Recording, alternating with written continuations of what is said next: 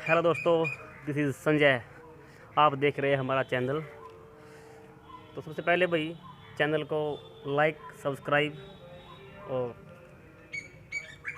कर दीजिए। तो ये है सभी बच्चों के कमेंट्स हैं मेरे पास, कई बच्चों के, तो कि सर हमारे पास जो रासायनिक क्रियाएं हैं उनके बारे में सर वीडियो बना दो, वो हमारे को समझ नहीं आ रहा है। तो उसको लेके मैं आपके सामने हाजिर हूँ। चैप्टर नंबर फर्स्ट है 10th क्लास का, रासायनिक अभिक्रियाएं एवं समीकरण। देखो नाम से ही है रासायनिक अभिक्रियाएं। कई बच्चों को तो ये मतलब चैप्टर वो याद तो कर लेते हैं, रट्टे मार लेते हैं, लेकिन ये नहीं पता लगता कि रासायनिक अभिक्रियाएं इसका मीनिंग क्या है और समीकरण में क्या, दोनों में डिफरेंस क्या है, क्या मीनिंग है। ठीक है, तो प्यारे बच्चों, रासायनिक अभिक्रियाएं क्या होती हैं? रासायनिक अभिक्रियाएं यानी कि केमिकल रिएक्शन, ये महत्वपूर्ण परिभाषाएं हैं, शब्दावली हैं, जो आपके इस पूरे चैप्टर को समझने के अंदर क्या है, कारगर साबित होगी। वे रासायनिक परिवर्तन जिनमें किसी पदार्थ या पदार्थों का रासायनिक संगठन परिवर्तित होता है, यानी पूरे का पूरा जो पदार्थ है जो हमने लिया है वो पूरे का पूरा उसका संगठन जो है वो टूट करके कुछ नया बना ले। ठीक है, संगठन परिवर्तित होता है, या एक परिवर्तन जिसमें एक या एक से अधिक रासायनिक तत्व या यौगिक नए यौगिक बनाते हैं। तो ये है रासायनिक अभिक्रिया, यानी कि वे परिवर्तन जिनमें किसी पदार्थ या पदार्थों का रासायनिक संगठन परिवर्तित होता है, उसे रासायनिक अभिक्रिया कहते हैं, केमिकल रिएक्शन कहते हैं।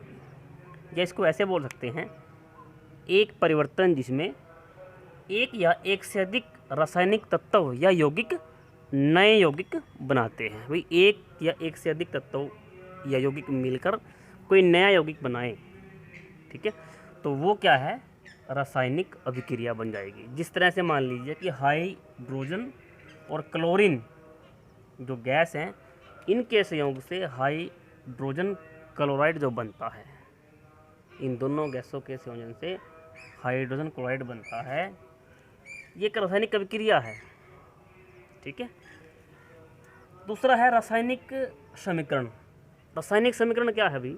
रासायनिक समीकरण, जब हम इसको, जो हमारे पास रासायनिक अभिक्रिया है, ठीक है, किसी रासायनिक अभिक्रिया को प्रतीकों तथा सूत्रों की सहायता से व्यक्त करते हैं, मतलब कि रासायनिक समीकरण कहलाता है। यानी कि किसी रासायनिक अभिक्रिया को प्रतीकों एवं सूत्रों की सहायता से व्यक्त करना रासायनिक समीकरण कहलाता है। उदाहरण देख लीजिए, आपके सामने है हाइड्रोजन क्लोरीन, यही उदाहरण मैंने लिया है। इसका जो संकेत है, फार्मूला जो है, इसका सूत्र जो है H2 है, और क्लोरीन का क्या है, Cl2 है। तो इनके संयोग से जो यौगिक बनता है, नया उत्पाद जो बनता है, वो हाइड्रोजन क्लोराइड यानी कि HCl बनता है। तो दैट्स द डिफरेंस बिटवीन रासायनिक अभिक्रिया एंड रासायनिक समीकरण। Chemical reaction and chemical equation में क्या डिफरेंस है, यही हमारे पास क्या है था। ठीक है प्यारे बच्चों, तो इसको जिन्हें भी ये नोट करना है, वीडियो को पॉज करके यानी कि रोज रोक करके इसको आप लिख सकते हैं।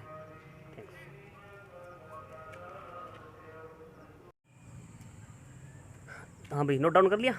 तो बच्चों आगे क्या है, जो हमारे पास रासायनिक अभिक्रिया थी और रासायनिक समीकरण था, दोनों में डिफरेंस पता लग गया ना, क्या है? हाँ भाई, तेरे को पता लग गया? हाँ ठीक है। तो भाई आगे जो रासायनिक समीकरण है ना, उसके दो टाइप है, मतलब दो प्रकार हैं उसके। वो क्या है, कंकाली, एक संतुलित।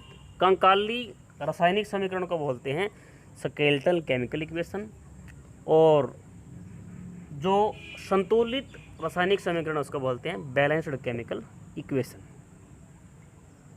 ठीक है,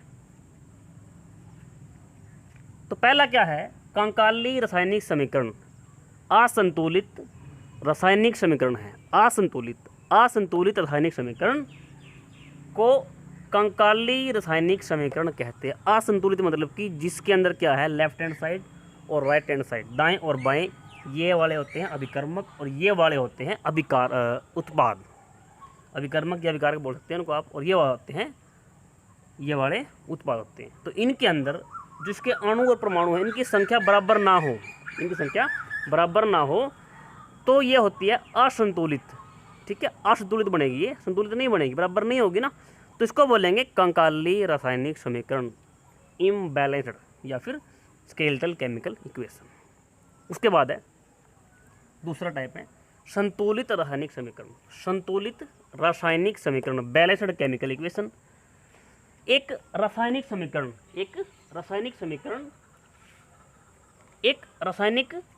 समीकरण जिसमें क्या है, प्रत्येक तत्व के परमाणुओं की संख्या अभिकारक तथा उत्पादों की और बराबर होती है। मतलब कि जो मैंने अभी बताया था आपको कि इसके अंदर क्या है, ये देखो यहाँ पर 2H है, H2 है ना, यहाँ पे Cl2 है, यहाँ पर 2 Cl है, लेकिन यहाँ पर क्या है, एक ही H है, एक ही Cl है।